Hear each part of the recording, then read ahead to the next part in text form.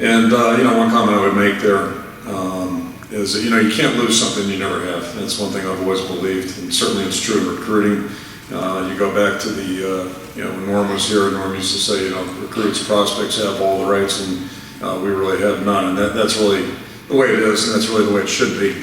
So until there is an early signing date, you're going to see the activity with commitment lists, all those types of things. It hardly comes as a surprise to us.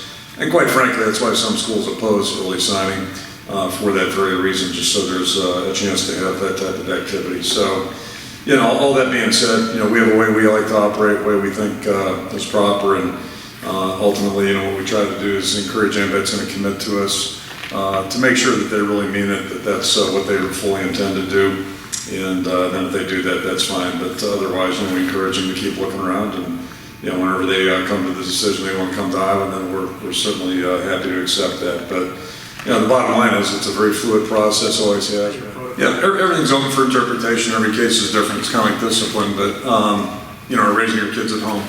But in general terms, what we encourage players to do is if they want to commit to us, they commit, and that really means the only official visit they're going to take is to our place. Certainly exceptions to every rule, and there's conversations that take place, etc. And it's just everybody's got a matter of choice, and as I said earlier, Norm's policy about recruits, the prospects have the ultimate freedom, and they should. I mean, recruiting is all about a prospect finding the university that's best for them. I've always believed that. It's not about making a college coach happy or anybody else happy other than the prospect and their families. So, our encouragement has always been for any players, any prospects, to really do your homework, do your research, get out and talk to people, see people face to face.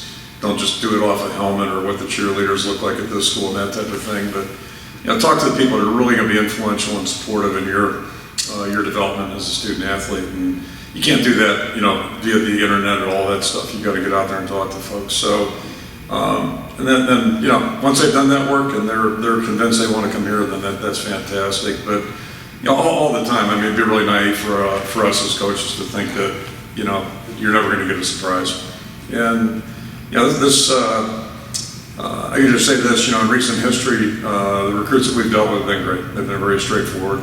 It's a matter of choice for everybody to go from there. Does your flexibility depend a lot on how the recruit maybe handles telling you guys information on what's going on? Yeah, that's fair. I think, there are a lot of things that factor into it, sir. Sure.